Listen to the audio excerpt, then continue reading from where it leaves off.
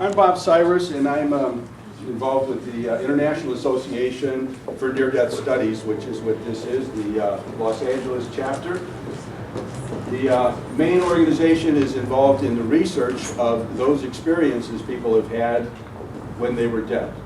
Now, most of the time, people call them near-death experiences, but that comes from a term that Dr. Moody had to come up with because he's a medical doctor, and they had to have some kind of a term that fit the balance of what death is. And death is, by definition, was an irretrievable place.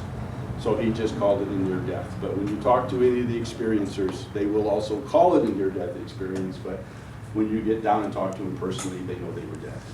Because their experience was so dramatically different than what we experience here, that experience is defined as ineffable. Although they try to explain it and do the best they can to let us know what's on the other side, that's impossible. We don't have the mental capacity to understand that ineffable experience that they have. So many of these experiencers struggle with that. So my journey is short and sweet. I'm here today to talk to you about near-life experiences, which is what I call them.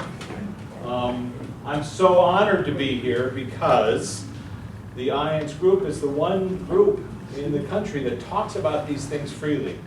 I'm sure you've heard this before, and I've seen it every IANS group that I've spoken to, where they talk about this being a place where people can come and share spiritual experiences without anyone either doubting them or making fun of them, but they're open to be able to discuss them. So, in that vein, I thought it was important, and I'm trying to push the research a little further. So in my case, just in a nutshell, are anybody familiar with my books? Okay, a few. Just in a nutshell about who I am. A friend of mine passed away back in 1996. I was a filmmaker, had written and directed a number of films, and when she passed away, she came back to visit me. And I had that profound experience of seeing my friend and thinking, well, that's weird. I sense her, I can feel her, I can see her, hold her hand. And then sometime later, she took me to where she was. I'd been thinking, well, if she could come and visit me, well, then where is she? And I had that sensation of traveling out of my body into some other realm, let's just call it that, and then waking up and thinking, wow, what drug did I take this morning? But I realized in that moment, if she exists over there and can pull me to where she is, well, then how can we go visit our loved ones without the benefit of a spacesuit, let's say? And so that began my research. This was back in 1996. And she had been a Buddhist, so I started studying Buddhist philosophy. So I thought, maybe that's the key. Maybe that's the way to get into figuring out the afterlife. It didn't turn out to be the key, but it did lead me into other areas of consciousness research. Buddhism has been something that's been studying consciousness for centuries. So if you ever run across any of their books, Robert Thurman, I've become friends with him. He's written a number of books about it. But that eventually led me to Tibet, where I had quite an adventure there, and to India, where I've made some films as well. Ultimately, it was a book that I picked up by Michael Newton, a psychologist who worked here in Los Angeles in the 1950s and 60s. And in a nutshell, his story is that he was a skeptic. He didn't believe in past life regression. He didn't do it. But one day, a person came in with a psychosomatic illness, a pain in his shoulder.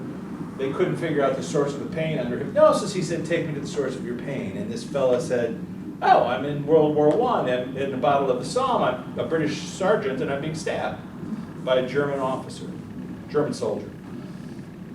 And Newton, the skeptic, said, what's your name?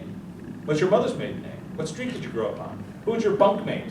Because he wanted to prove it false, you see? So he asked all these questions, and then unbeknownst to the client, he contacted the British War Office and said, who's this guy? And they wrote him back and said, yeah, he died in 1916. So that confirmation allowed him to open his practice to past life regressions. This is, in the early 60s. And so people would come in and talk about their previous lifetimes. But one day, a woman came in and said, she was very depressed. He said, take me to the source of your loneliness, especially if there's a group around. He assumed she was going to go to some previous lifetime. She said, oh, I'm in the between lives realm. I'm with my soul group. These are the people I normally incarnate with, and we've all agreed that I would not come here with them this lifetime. I'm cured. I'm fine. I see them. They're all here. And Newton was saying, wait a minute, where is this in the past? Is this in the future? She said, no, it's right now. I can see them in your office. They're all my closest friends and loved ones. And at the time, Newton took a lot of notes, checked his notes, and basically closed his public practice for the next 30 years and studied 7,000 people who could take him to this place. And he cataloged all that research into a book called Journey of Souls, which he published in 1994. Mm-hmm. Now, he didn't tell anyone about his research or his work. And then he's written a couple other books since then. He's subsequently retired. So when I came upon this research, my friend Luana, who had passed away in 1996, she had said to me, I have this recurring dream. I'm in a classroom in another dimension. They're speaking a language I've never heard before, but somehow I completely understand. And I thought, okay, that's the morphine trip. And then when she passed away, a friend of hers from Hawaii called me and said, oh, I had the most amazing dream about Luana last night. She was in a classroom in the fourth dimension, she said, dressed in white, and with these really happy with these people. I thought, wow, that's so weird. And I mentioned it to the nurse who had been taking care of her, and the nurse said, well, that was her recurring dream. That dream of being in a classroom in the afterlife. Okay. So I opened up Michael Newton's book, and there was, chapter 1, a guy saying, you know, I had this near-death experience while I was having my between-life session where I saw myself in a classroom, and everyone was dressed in white. And I thought, well, there you go. This is a sign for me to study this. So I contacted the Newton Institute and asked if I could film Dr. Newton, and they said, oh, he's retired, but we're doing a conference in Chicago, you can come and check that out. So I did. And I met Dr. Newton, and he granted me his last interview. He's alive and well, he just doesn't do interviews anymore. But I spoke to him for a couple hours, and then I interviewed his wife to see if she would recount the same stories, as a way of confirmation. And then I said, you know, is it okay if I film some of these between life sessions? This is a form of hypnotherapy, 4 to 6 hours long, where people not only go into their previous lifetime, or a lifetime, or a significant lifetime in the past, they go into the between lives realm, where they have sometimes a past life review, where they run into their soulmates, where they meet a spirit guide, where they sometimes have the experience of traveling through light. For you, those of you familiar with near-death experiences, they're all kind of the same hallmarks, right? So, I started filming these people, and they were saying these things consistently. Doesn't matter where these people are from or who's doing the questioning. They say the same things about the journey. I thought that was really unusual. And then at the end of that week, they said, well, how about you, Rich? Do you want to try one? Okay. So I thought, well, this is the perfect opportunity for me to prove this wrong. Because I'm not coming in with a problem, and the hypnotherapist doesn't know me. And so if he says, you know, what do you see? Are you Cleopatra? You know, are you on the Titanic? You know, I'll know. Like, he's trying to make this up. I was determined to say, I don't see anything for 4 hours if that's what it took. Okay? So I started the session, and I was there saying, I don't see anything, I don't see anything.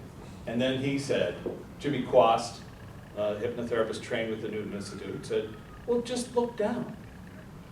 And then I had the experience of looking down and seeing my feet in a river, and then seeing this Native American. And I started to laugh in my mind's eye, like, oh, come on, you're making this up. Because, as Scott will tell you, when you're under hypnosis, you're fully conscious. Your conscious mind is mocking or disagreeing with what you're seeing. But the preeminent thing they ask you to do is just say whatever comes to your mind. Okay? So I crafted this whole lifetime, as it seemed to me. I'm an American Indian. His name was Watanka, which I thought was funny because it sounds like Bull Tatanka, which was in Dances with Wolves. I saw that movie, you know. And I was mocking myself, oh, you can't even get the name straight. And then when he asked, and I saw my whole tribe had been murdered, and then I went to a teepee, and I opened up the teepee, but then I stopped, and I saw a woman dead on the floor, and I said, they've killed my wife and taken my son. And when I said that sentence, I felt the experience of that. And I consciously thought, if you're making this up, dude, this is really painful. I've never experienced anything like that, but I felt that experience. And then the hypnotherapist said, well, who did this? I said, oh, it was the Huron. And even as I said that, I was thinking, the Huron, they're in upstate New York.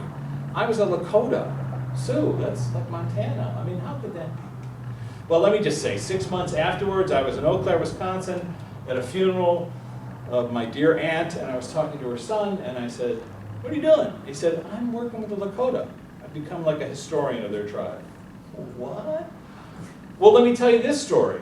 He said, look, just don't tell me what you saw, just what were you wearing? I said, I was wearing buckskin. He said, did you have feathers? I said, yeah. He said, how many? I said, 2. He said, were they up or down? I said, they were down. He said, well, that means you were a medicine man. Oh, well, that's weird. Wait a second, I said my name was Watanka.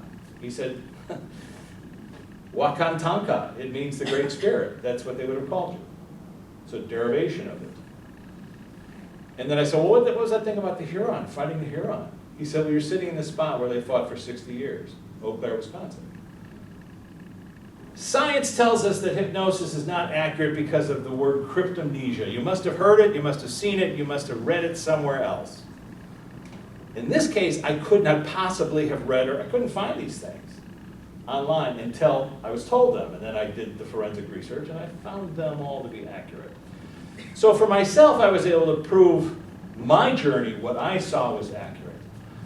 And with Scott's help, when I came back to Los Angeles, I asked the Newton Institute, because I thought, well, this is a great documentary.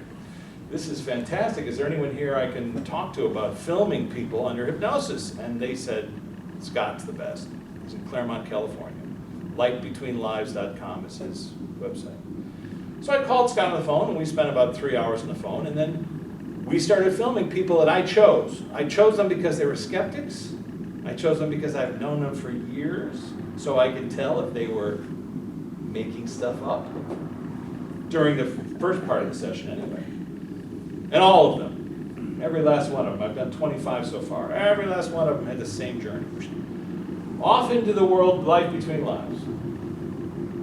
So now once I'd written Flipside, and I took all that documentary footage and I turned it into a book. And once I'd written it, I found myself, coincidence, is there such a thing? No. I found myself. Divine intervention. That's right, divine intervention. I found myself in Bruce Grayson's office, one of the founders and on the board of IONS, along with Jim Tucker, who had replaced Ian Stevenson at the University of Virginia, along with Ed Kelly, the Harvard doctor who does ESP studies at UVA. I'm in a room full of scientists. And they've all come, they've all read Flipside, and they want to hear me present my data. And they start the meeting by saying, you know, Rich, science doesn't consider hypnosis a valid scientific tool because of cryptomnesia. I said, well, I think you're right. Because hypnosis as we know it, in the culture, it takes like an hour, they do the thing with the thing, you know, so, you know, whatever it is, it's a level of consciousness. This is 6 hours, and sometimes over many days. So you really get a chance to let the person tell you where they want to go, you see, as opposed to asking them, would you like to go? So but then I realized I need to include science in this research. Because it doesn't exist, as we know. Science hasn't studied this. Everybody in the science world thinks that consciousness is confined to the brain, created by the brain. That's the medical view. That's our world view. Except it's not accurate. So Dr. Grayson, who appears in It's a Wonderful Afterlife, he gave a talk in India some years ago called Is Consciousness Created by the Brain? Produced by the Brain. You can find it online, it's on YouTube. What I did was I transcribed it and then I asked him questions about it. He shows cases upon cases of people, not only who died in the operating table, but people who had Alzheimer's where their brain had atrophied to a point where they could no longer speak or remember anything, and however, just moments prior to death, recalled their entire lifetime, spoke eloquently with their loved ones.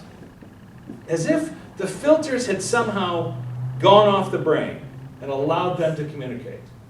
And he shows how those filters disappearing from the brain are identical to near-death experiences. As you know, he's the guy who's been studying near-death experiences for a long time now. He showed me that the cases upon cases in his office that he hasn't even gotten to. Thousands. Sam Parnia's group, which he's part of, the AWARE Project, which you can look up online. 7,000 cases there as well of people who clinically died, or died, whatever you want to call it. They're not here, and then they come back and they report many, many, many different things. I interviewed Mario Beauregard, a neuroscientist at the University of Montreal, who's been doing the same kind of study. And when he had a case where a person who had been blind from birth came back from their near-death experience and accurately described the colors of everybody in the room, what they were wearing. Oh, you were wearing the orange tennis shoes. How could you see that? Well, there's only one way. And what I'm trying to bring to this debate and this discussion is something I call new information. Okay? When a person has a near-death experience and they go somewhere and they come back and they give you those details, you look for new information, something they couldn't have heard or seen or read. I'll give you an example. Dr. Eben Alexander's near-death experience, in his book, Proof of Heaven. While he's on this journey around the galaxies, or whatever you want to call it, in this other realm, a woman that he is meeting for the first time, but he feels like he completely knows, gives him the guided tour. And it's not until months later, when he comes back, that he was adopted, and his family that put him up for adoption sent him a photograph of a sister who had died. Sister he was never aware of, didn't know that she existed. And he recognized her instantly as the person who had guided him around in his near-death experience. New information. Colton Burpo, the young kid whose father wrote the book, Heaven is for Real, and they made a movie out of it. Well, Colton, in his near-death experience, he met his sister, who had died in childbirth, and the parents had never mentioned that. And he came back and said, why did you tell me I had a sister? That's new information.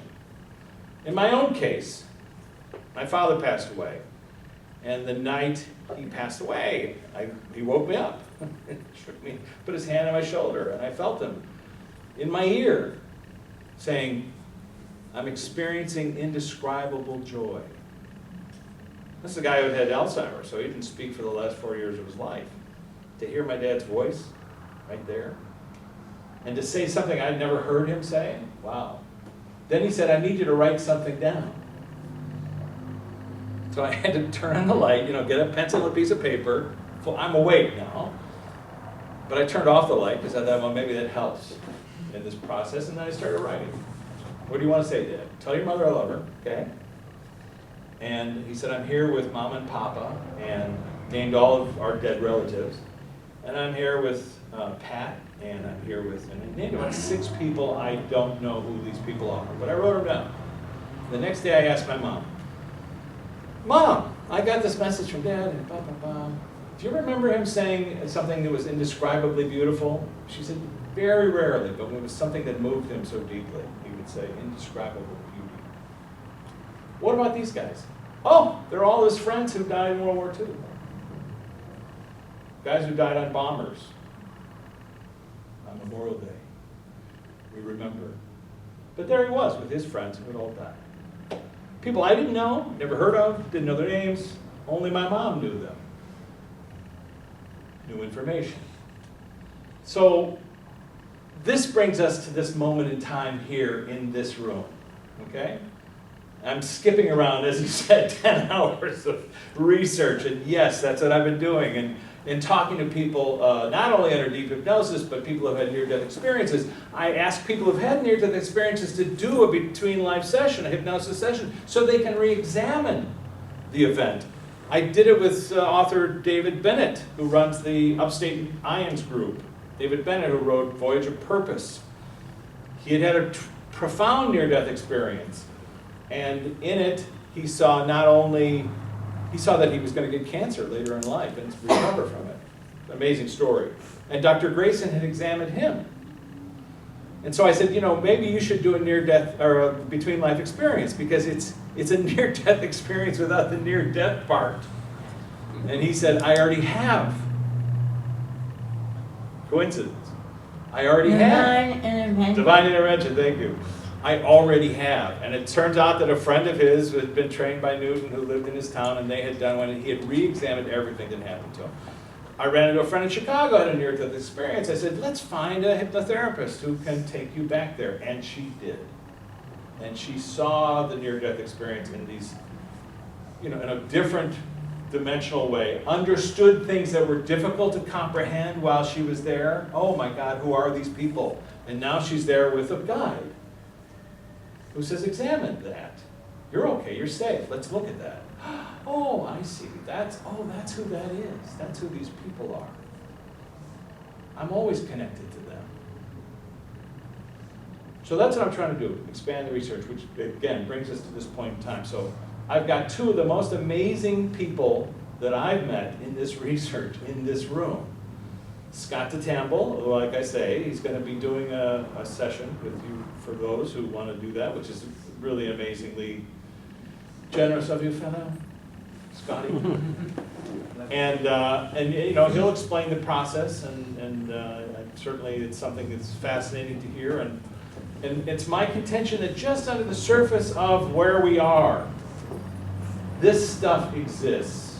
It's always here, okay? And you can dip your toe into it, sometimes with a guy, sometimes with someone like Jennifer.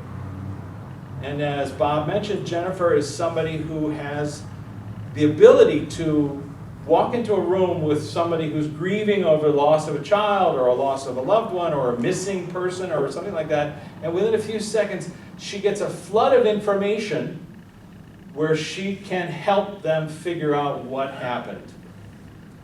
Okay? As if the filter drops for a short amount of time, and she sees it all, and then she tries to, as best as she can, like a conduit, talk about, well, this is what I see, I don't know if this is accurate, but this is what I think and I feel, etc., etc. Okay? In our culture, we have this thing with mediums where we spend all of our time going, but what about me? What's going to happen to me? What are the lottery numbers?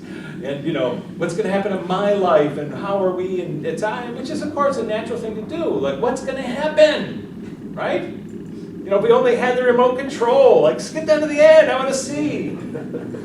You know, I do it too. And we all do it. And it's interesting because in the between life sessions, people ask the question when they get to a point where they can speak to the elders or speak to their guides and ask, what am I doing? How am I doing? Now, in all the sessions, Scott mentioned this the other day, sometimes the spirit guide or the counselor says, you're not doing so great. You know, you got to get back on the track of what you signed up for. You're too distracted by the money part of it, or you're distracted by the addictive part of it. You signed up to overcome this. You forgot. But generally, by and large, in all the times I've seen people ask, how am I doing? The answer is, you're doing exactly what you signed up for, and you should give yourself some credit for getting this far. So, but that idea of what's going to happen, I try to liken it to a play. That we're all in this theater together.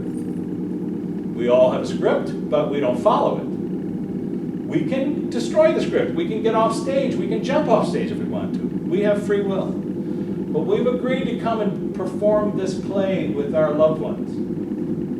And sometimes we play the bad guy. Maybe because they asked us to play the bad guy.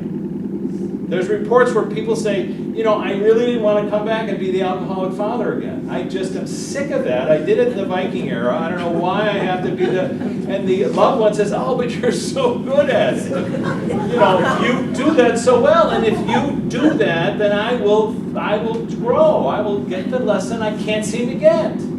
Please. And when you start to examine these reports of the lives that we lead as if it was almost minutes to them, or maybe a couple hours, that our lifetime of 80 years over there feels like a movie to them, to people that are not here, then it's literally, you're going to the loved one and say, look, it's only going to be like 2 hours. All right? Can you play this role for me? I know it's bad. I know it's not, you're not going to be happy with it. However, people do come and play the role, and things screw up, and they overplay the role, or they don't learn the lesson, or they enjoy the bad guy role so much they forget what they're doing there.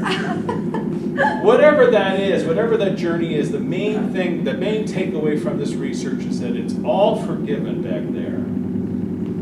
That the main focus is learning. There's a great line in the show, American Horror Story. At the very end of it last season, Kathy Baker is there addressing Faye Dunaway. Faye Dunaway's characters killed her, and they're on stage. And Faye Dunaway, who expects to be in some hellacious place, is on stage, and she sees Kathy Baker and says, "What am I doing here?" Kathy says, "You're back. You're home." And she said, "Well, why isn't something happening to me?" And Kathy Baker says, "Does Desdemona chew out the actor who played Othello for killing her on stage? No." You go, "Job well done. Good job. You were really good playing that nasty role. But next time, not so much, maybe pull it back a little bit." So, my whole point of being here today and to do this research, continue this stuff, is I'm trying to open up the field a bit so people, scientists, can talk about it. In my research, I've worked and confined my work to hypnotherapists who've been trained in the Michael Newton method. And the reason for that is because he uses the past life as a gateway, here we are in the gateway complex, to the between lives, where you get to examine your eternal soul. And that is, to me, a much more advanced way of looking at this. Most of the other hypnotherapists, and not to knock anybody that's out there, but most of them end with the death scene of the previous life experience, Titanic, Cleopatra, whatever it is. But that's the beginning. Because it's there your soul then moves into the between lives realm, and you get to see, oh, I chose this lifetime. I chose my parents. I chose these things that are stones in my path so I could learn from them. Because the next time out, I'm going to be a healer. I'm going to be somebody who teaches that. So we kind of, what happens is in a session, people are so concerned with the idea that it exists, that they have a past life memory, that they get caught up in the details of it, as opposed to stepping back and go, well, why did I choose that lifetime? Why did I choose to be on the Titanic? And why did I choose to be here? And what do those two things have in common? Oh, I'm a person who gives up easily. I'm a person who doesn't conquer their fear. So when you see that, and it doesn't apply to everyone, of course not. It applies only to your journey. So that's what you can see and experience in one of these sessions. So, I have a question for you, Mr. Martinez. Jennifer has a question. Life between lives, what's the similarities are very, very profound between NDEs and Life Between Lives. Would you say, like Anita Moorjani, her, the book that Yeah. Dying to Be Me, she explains how everything's all at once. Do you think that they're both the same, or they both have very similar circumstances that happen within both? Well, I liken it to being in a fish tank. Okay. When we're here, well, I said the theater, but the theater is just as good. But a fish tank is a little bit more profound because you're a fish swimming in the fish tank, and all you can think about is, who's the guy behind me with the teeth? So you spend a lot of time in that realm. And when you step out of the tank, either in a near-death experience, or in a between-life experience, or an out-of-body experience, or sometimes LSD and sometimes other psychedelic experiences, and I've spoken to a number of people who have had them, they report these common things in this other realm, which is unconditional love, an ability to heal yourself on a profound level, as Anita Moorjani does in her session, et cetera, et cetera. And so I feel like when I'm trying to discuss what consciousness is, I'm really talking about what's outside the fish tank. And if we can examine that on some level and compare those things, then the Anita Moorjanis of the world, this is a woman who had a near-death experience, profound cancer, literally hours to live, and was able to cure herself on the spot. And she's a doctor, and she understood what was happening, but she realized that a lot of psychosomatic illnesses were involved with her illness. It's not true with everybody, it's not everybody's path, but I filmed 3 people who, under hypnosis, their psychosomatic illnesses, because that's all you can call them now, disappeared on camera, where they saw, oh, I drowned many times, now I no longer have fear of water. Or a guy who had a lifelong kidney problem. My father stabbed me in the back. I understand it now, I don't have the pain. His doctor called me to say, what happened in your session? Or in a case that Scott and I did where a woman came in with severe Parkinson's. And all her symptoms disappeared during the session. Right. They all came back after she came to consciousness. But the question isn't like, you know, fix, not fix. It's examining so that we can. And that's for your new information. Yes. Which counters what? Which is, and that's what I'm trying to do with interviews and talking to people like Jennifer and Scott and clients. Ultimately, the goal for me is let's talk to people on the flip side.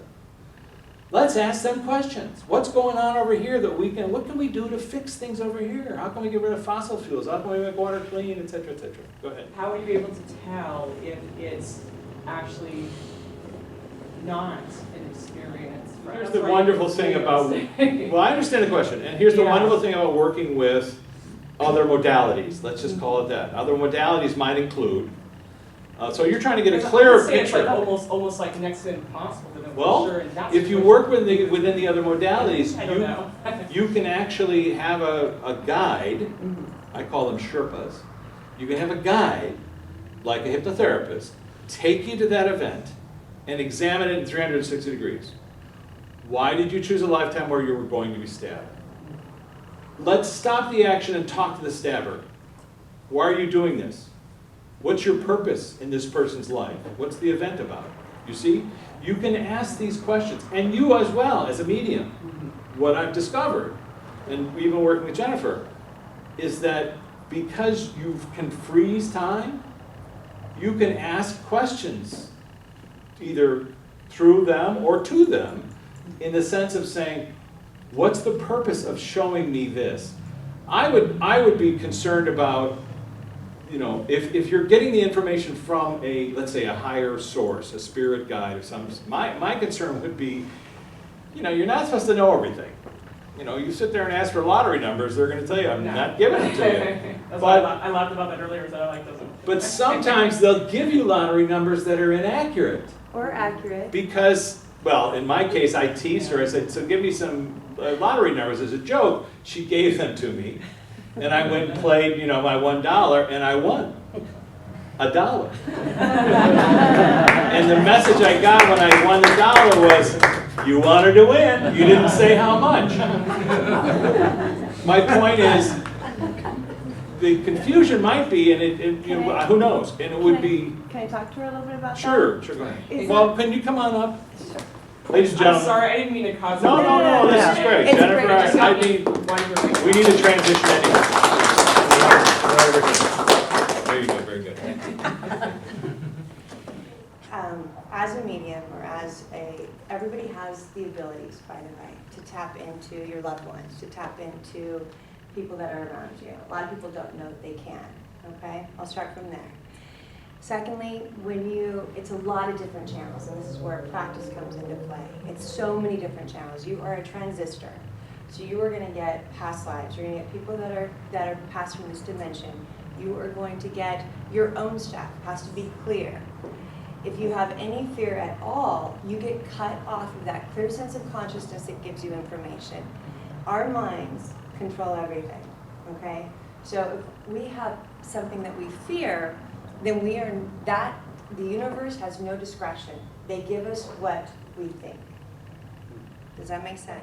What I suggest to anybody when you're working with spirit you have an incredible, everybody comes in here locked and loaded with guides. A very special team of people that have been assigned to you here on this earth, okay? Whether you believe in it doesn't even matter. But when you work with the other side, ask your guides to clear it out for you. Okay, ask them to be very clear. You have to ask, when you stay in the question, you'll get your answers. But you have to be open to receiving the answer, okay? One little ounce of disbelief will take it away, okay? I had somebody just recently ask me, well, why doesn't my mom come and visit? And I asked the mom, I said, hey, why don't you visit? And she said, well, he doesn't believe that I'm actually there. And that's what he's left with, is that belief. And there's just complete silence on the phone. I'm like, so you don't believe your mom could be around? And he goes, no, I guess not. Well, I'm like, how's she gonna visit you if you don't believe in it, right? So, and it's, you know, it has to be something that resonates with you. It has to be something that really, you know, resonates with you. Yeah. You know, going back to where you talked about people who agree to play roles in life, because I've thought about this especially. I retired from my job and then I became a docent. I am a docent at the Museum of Tolerance. And every day I give tours about the Holocaust. Okay. And about a lot of very bad people that participated in the Holocaust. And people that I've talked to in this setting have said that some of those people possibly agreed to participate in a prior life. Okay. You know, in between lives, that they were going to be main players. Okay. So I don't know what you think about something like that. I absolutely have seen, based upon and this is based upon my experiences, that there are certain people that come to this planet at this time, and before they come here, they say, okay, I'll be that bad person that's going to hurt you, or you're going to have to learn to forgive me, or that's going to,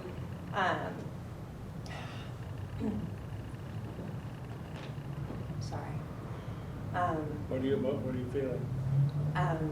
One of my first cases is right here.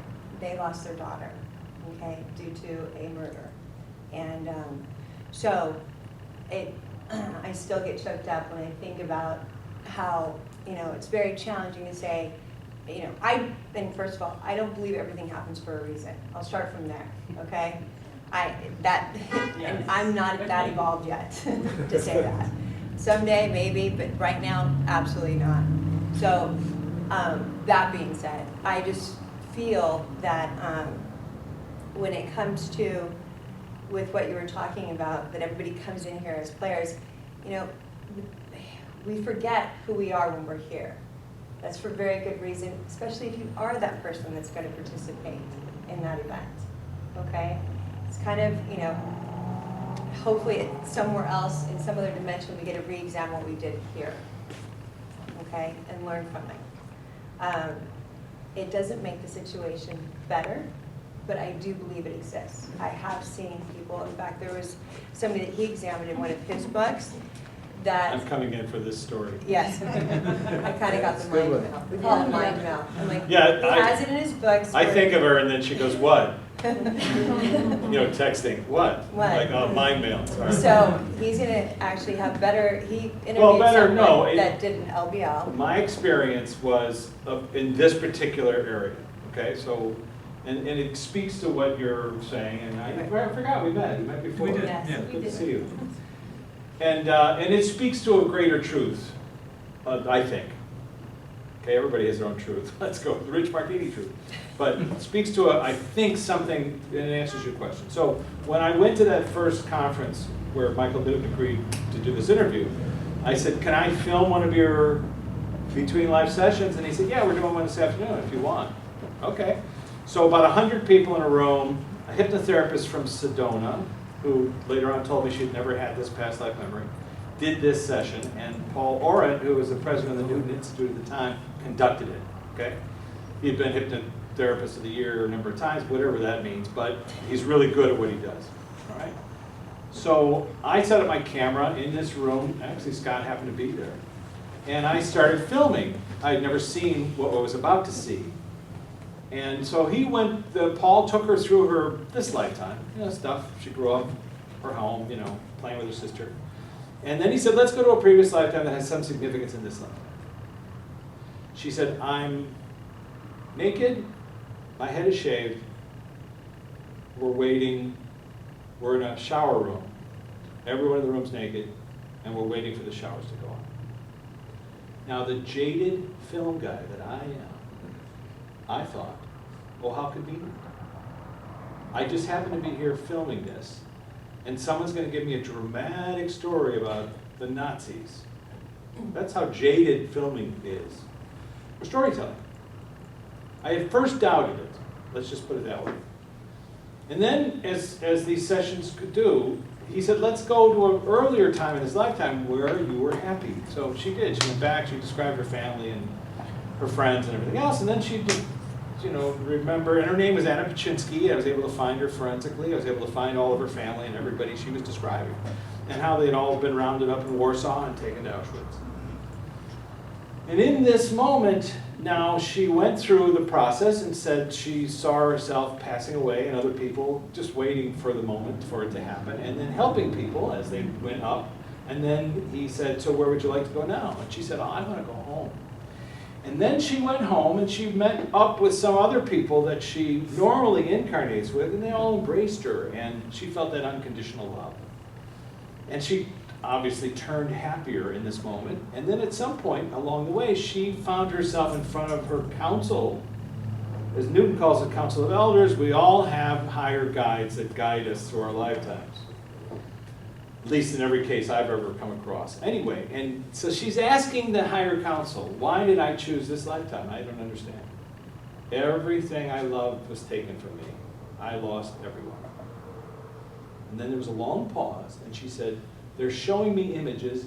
This is going to be very hard to explain. They're showing me images that it was harder to choose to play the role of a perpetrator in this lifetime than a victim. Oh My head shot back from the camera because I thought, what did she just say? And then I really looked around the room like, where am I? What is this? Is this like a pro-Nazi rally? Like, who are these? The whole paradigm, as I understood it, shifted in that moment. And then she went on to explain.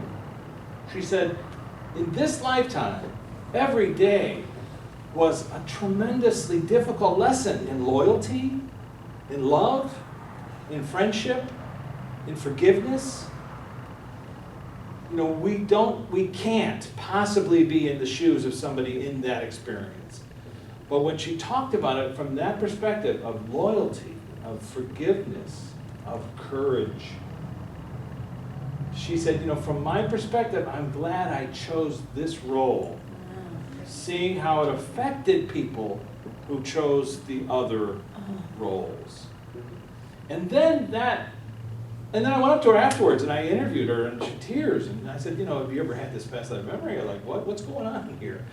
And then I started filming more and more and more people who saw similar experiences of being somebody who had been shot or killed, and then between lives had seen, oh, I had chosen this role. And one guy who had killed his victim was there greeting her saying, you have no idea how hard it was to do that to you in this lifetime. And then she saw that this guy who was telling this to her was her father in this life, somebody who rescued her. So that perspective, it's not to mitigate anybody's pain. It's not to mitigate the suffering or the continued suffering or the experiences that we have on the planet today that, from all across the world, suffering. However, sometimes people choose lives where they're suffering so they can teach compassion to those who are experiencing, trying to save them or help them. You see? So it's not to say like, oh, well, those people are all dying over there in Syria. Whatever. They're different from us. They signed up for a courageous adventure. And we can be courageous too. We can help people. We can sign up to be a docent in a place that heals people.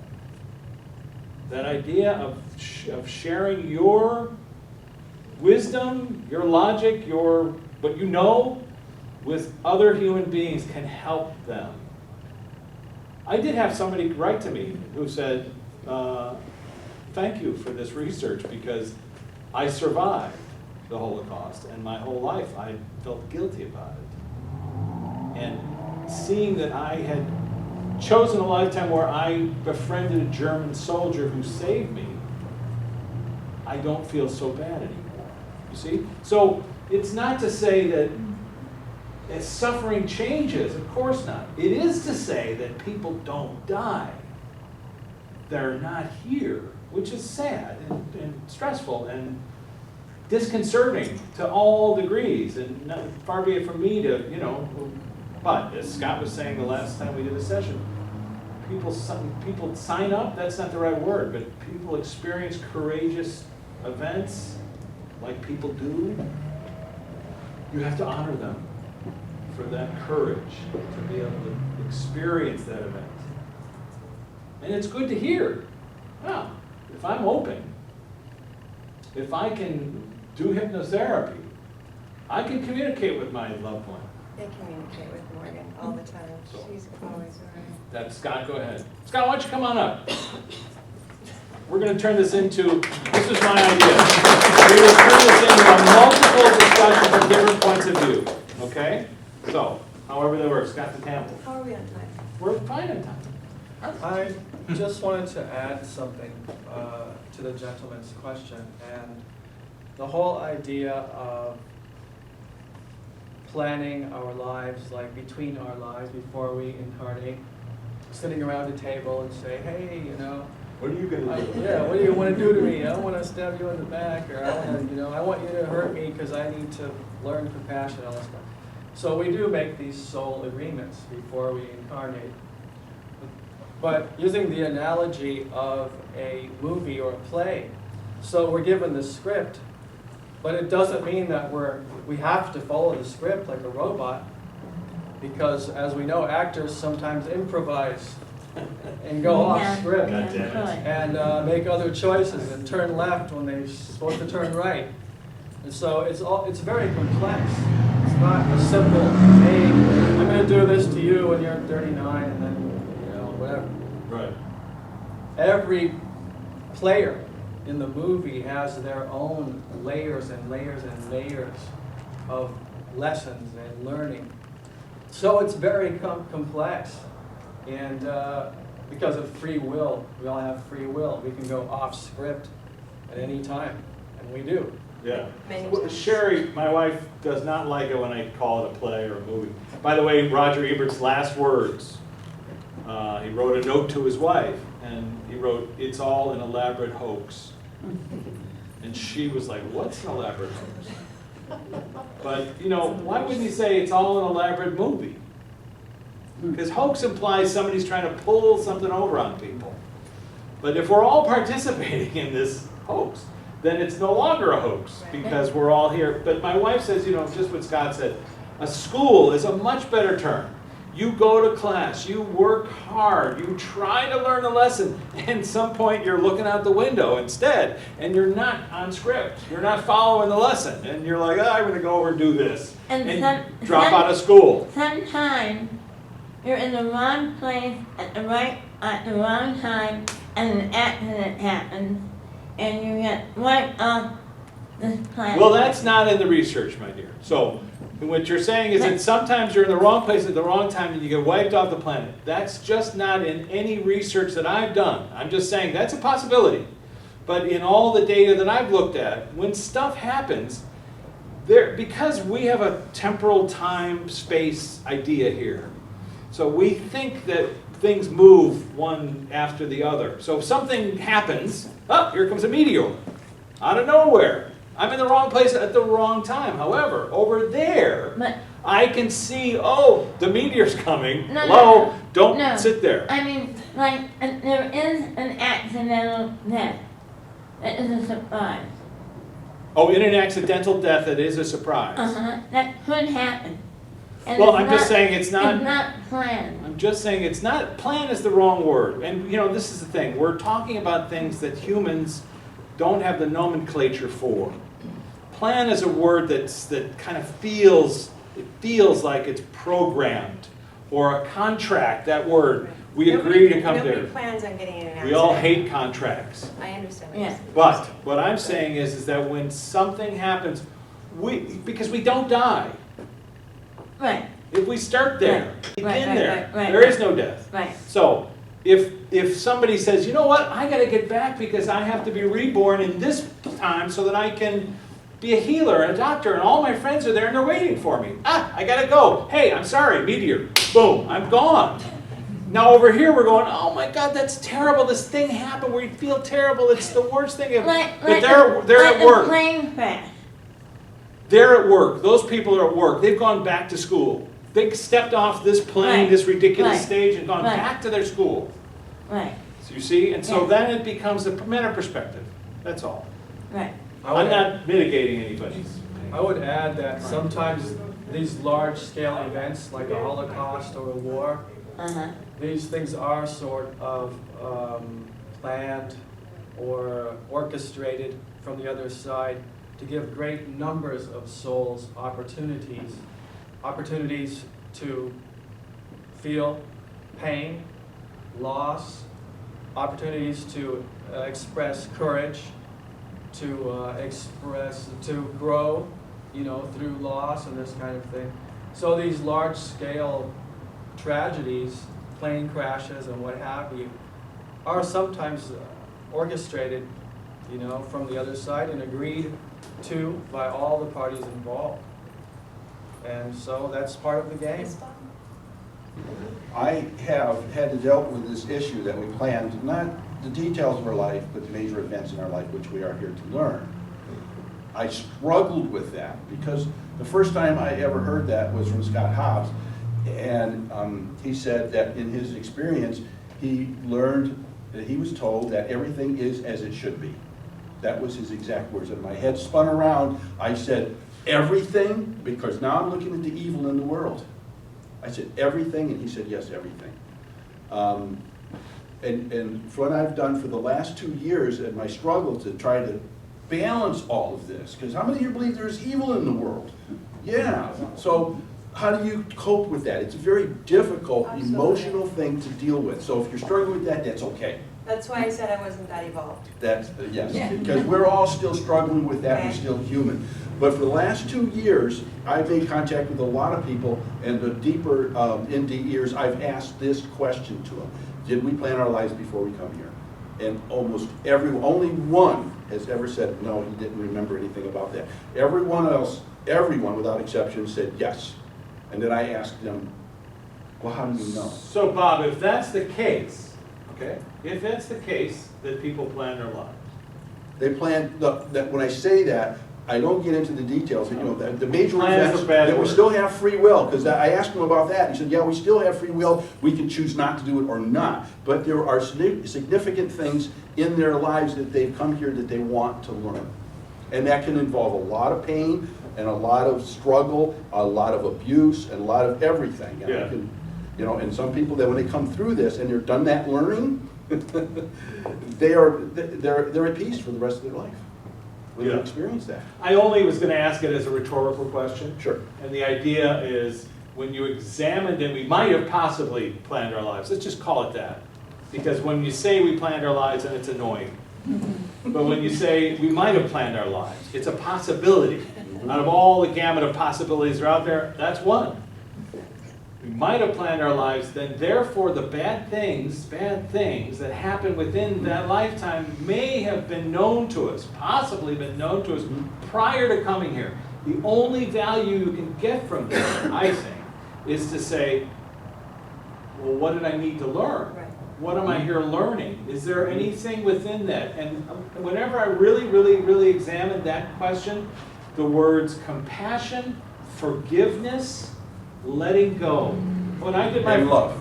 And love. But my first Love. session, I was there with, I never thought I would get there, but there I was standing in front of a room full of 8 people who were now showing me my lifetimes, and I was asking these questions that they were answering, and we eventually got to that question, which is, what can I pass along to people Because I felt like, oh my God, I've gotten this far. So now, I go on shit like lottery numbers, not whatever.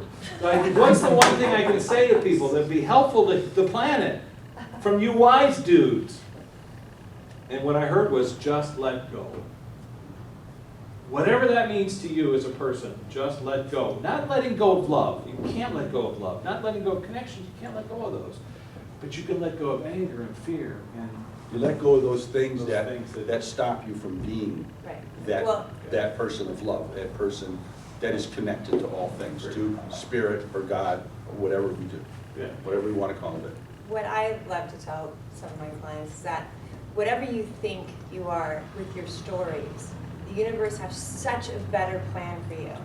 You stop yourself at your stories. So if you're able to let go of some of that, that will make room for more to come in. Okay? And it's a lot better to let the universe, give you coincidences or divine, what did you say? Divine intervention. Divine intervention. That's Elizabeth Kubler-Ross's. Well, it's yours now. Yes. Well put. Mine now. Well put. That's right. That's right, She's because already- you've accepted that, and Yeah. that becomes what She you are. already You've made accepted. the transition, and I'm here. There you go. Just to finish up on this idea of the life planning, we can take each person and take them into a session and revisit that life planning session. So we can go right back to that time when they're sitting there with their counselors and their advisors and say, well, what was the primary challenge or lesson that she wanted to work on in this lifetime? Well, it was such and such. What are the secondary lessons or challenges? And we can talk about that. Why did she choose this family and these parents? There are reasons for that. Why did she choose to be born in this area and in this epoch or this time period? So there are reasons for all this stuff, and I won't say it's There are simple. reasons in a past life to the current life. We did a lot of those. Visit things that happened in your past life and see how they're going on in your current life, because maybe you didn't learn that whole lesson then. Sure. There are patterns. There are patterns that we can look, that we can trace back through many, many lives. And it's not necessarily in a linear fashion. It could go back to 2000 BC. That life is very important to his current life. But my point is, just to finish my point, in these Life Between Lives sessions, we can go back to these life planning sessions and just get the info, get the data right there, why you chose this, what you're working on, and ask advice, what's your next move. And he's relentless. We both have had Life Between Life sessions, and we spent how many hours? 6. I found it. So all of us have, Rich and Yeah. I have done that. And it was, Yeah, we've all done it this, changed Scott. my work It's fine. forever. It absolutely changed how I conduct my work. Why? Why? Or how? How? Because I was shown things that I couldn't conceptualize until I had this past life regression. That all the dimensions became one. And that's kind of how I see things anyway, but they all became one. That's what I wanted you to comment on with Mira Kelly and the whole idea of quantum consciousness and nonlinear time. Do you do life between lives for the future as well? Because we discussed that, which is really phenomenal, that there's things that we've already experienced if you're open to that concept on a nonlinear level. Well, maybe the question is, has Scott ever had an experience where someone had a between life where they remembered the future? Scott? Well, there's different questions here, but I'm not really familiar with this person or what this term. Mira Kelly, do you Yeah. want to talk about the workshop? Anyway, but I would speak about time, and I would Yeah. say that time in our reality is different than time on the other side. In what way is it different? I don't really know. In one of their most recent sessions I had, I think they said something like, yes, we do have time here, but our physics and laws are so different, you'll never understand it. I think that was the point I tried to make earlier, is that the experiencers come back and they say that this is one of my favorite words. Well, the first time I heard the word, I didn't even know what the definition was. It was my favorite term, ineffable. That means you cannot explain it in this, and that's what you're talking about, a subject that really can't mesh with what we're supposed to know here, instead of not what we don't know, but we're not supposed to know. We are living a time-based reality here, where we're measuring our lives from experience to experience that we call time. In terms of the research, Michael Newton has done so many cases, and just examining that. And I've talked to Scott about this before. I think in general, people can have, or even in the medium's case where they tell you what's going to happen, there is free will. Yes. That rules the universe. Yes. So we don't, it's very hard to pin down exactly what's happening. You might have a likely event that's soon within a certain amount of time. And it might be so likely that it's going, people talk about apocalyptic things that are going to happen to the earth. I've heard that quite a bit. But we've heard that over the years and they don't happen. And so let's just say that we have free will and the universe has its own sort of laws and physics about what the future holds. Bob's also inaccurate in terms of the research where I've actually seen in sessions where a spirit guide will say, I am not going to answer that question because you're ruining this person's journey by showing it to them. And Scott then would say, Mr. Relentless, well then why'd you bring him here today? He's not supposed to know that. But that's an unusual construct, and it's something I want to do with the research and expand it into the area of take guided journeys and ask questions not about us and my own personal, will I be eating pasta next week, but how can we fix the planet? How can we help people? How can we process that journey? I'm sorry, Yes, go I have ahead. a question. This question is for you, Jennifer. Earlier Sure. you said that we really create our reality with what we think about, we pull in, and I'm a firm believer in the law of attraction. I think many people in here are as well. What would be your, say, top few very practical, applicable tips to manifest more quickly, get out of our current position and into where we want to go, coming from your perspective of looking at a non-linear way of really how to ground out where we want to be and not focus on where we are when it's bad, but bringing in what Bringing we in. truly want and should Okay. have. You did bring your magic wand. I did. My fairy dust fell out of my purse. And another thing about free will before I get to that is I have clients that come to me that have cancer, for instance. I believe firmly in the power of prayer, and I also believe that miracles. I believe in miracles. Those two things can negate anything that we see. Does that make sense? Yeah. And as long as Scott has his own theory on the future, which we've talked about. We like to call it predictive intelligence, okay? But as far as manifestation goes, Would that be a word you'd use? yes, Okay. yes.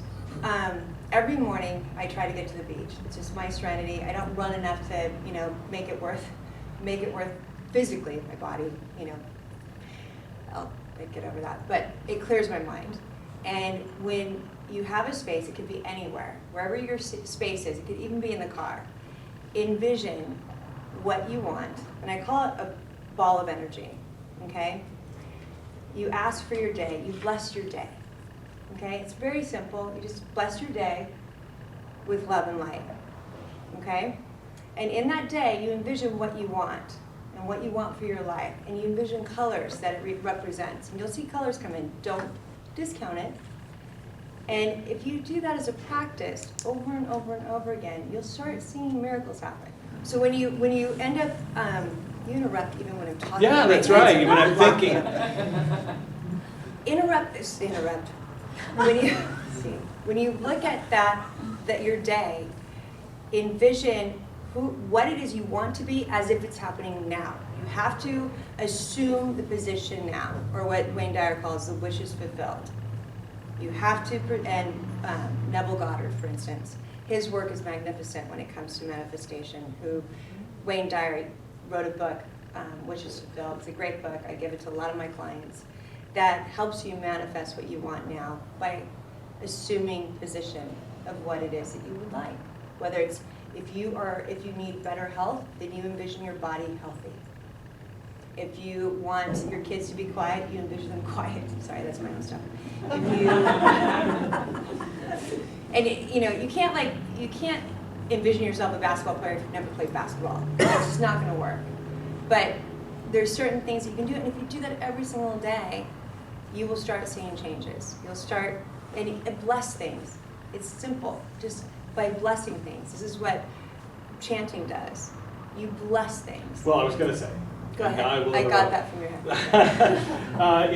In this study, this monumental study that Davidson did with monks over 10 years, where he put them in MRI machines, and what he did was he had them do a meditation, and he proved that this form of meditation can cure depression and alleviate all symptoms of depression. Okay? Cure and alleviate depression. Full stop. So I attended this lecture. It was filled with psychiatrists from California trying to help kids get off of psychotropic drugs that they were using to help them.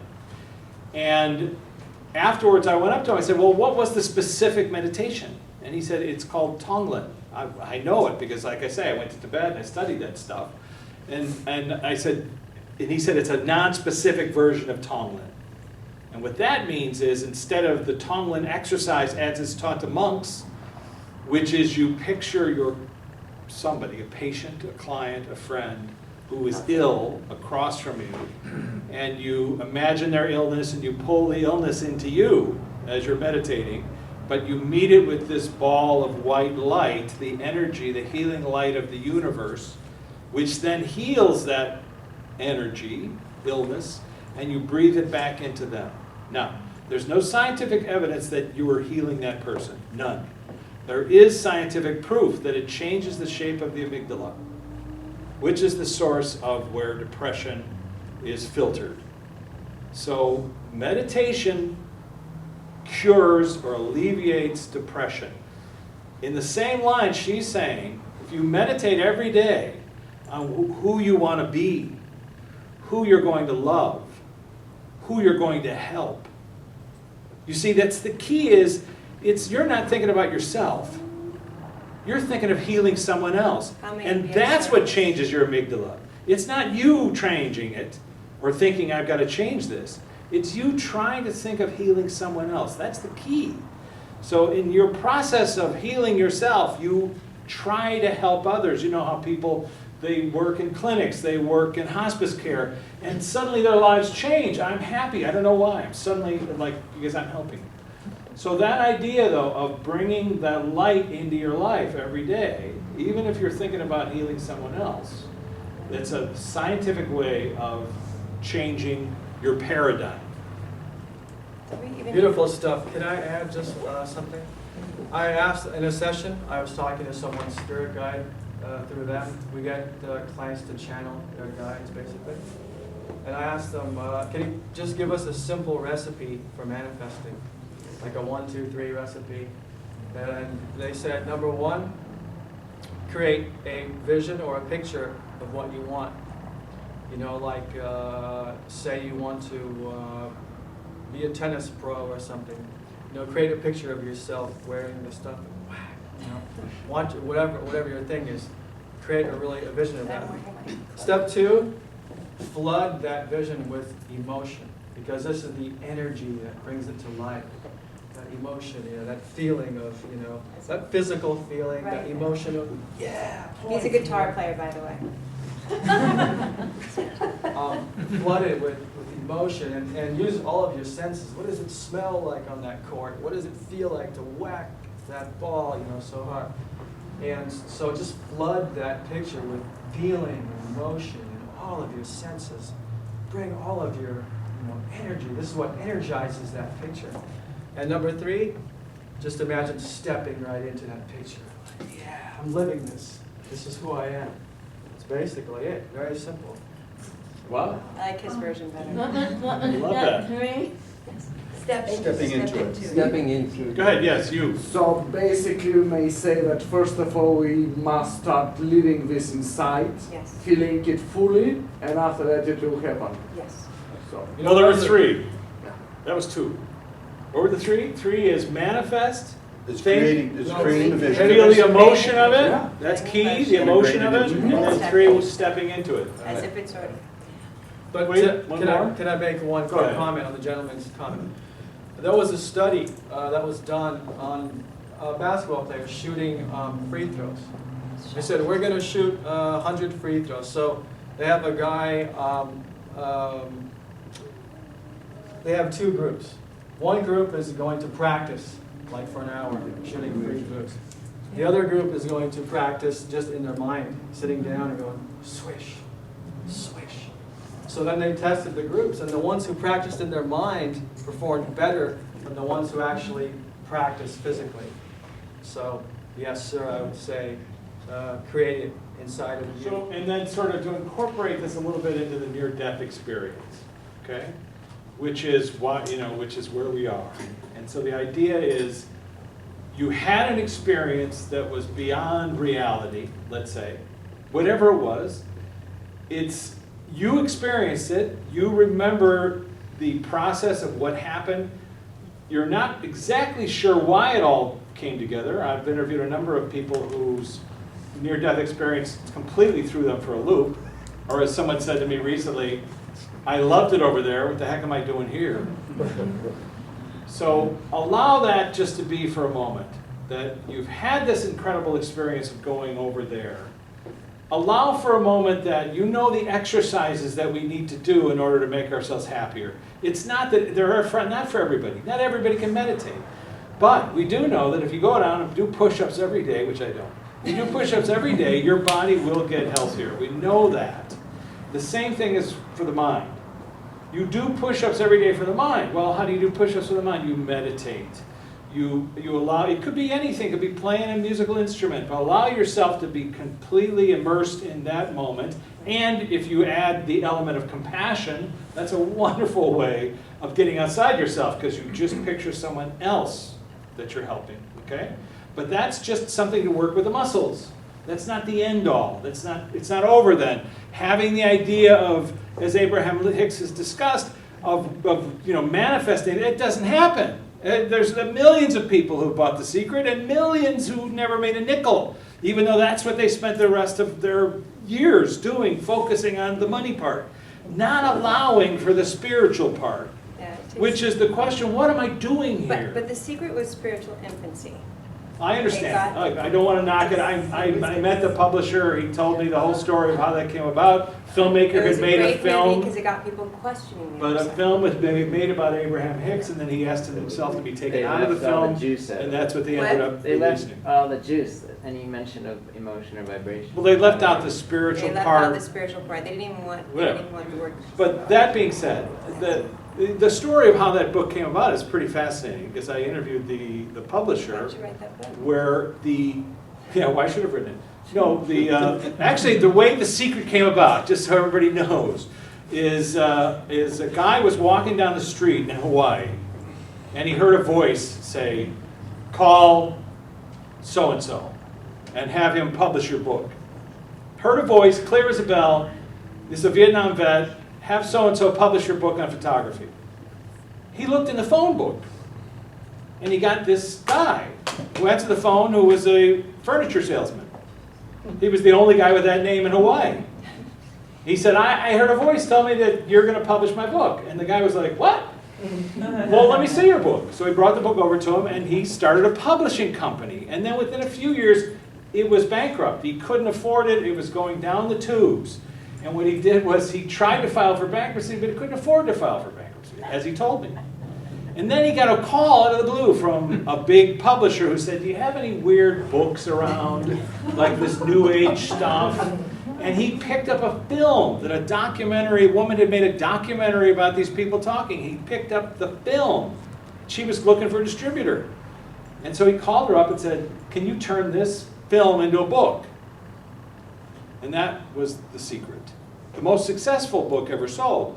However, this spiritual part, and the spiritual is not the right term, but this idea that we choose our lifetimes, that we're here for a reason, that it doesn't have to necessarily do with getting our wallets bigger, but it does have to do with getting our hearts bigger.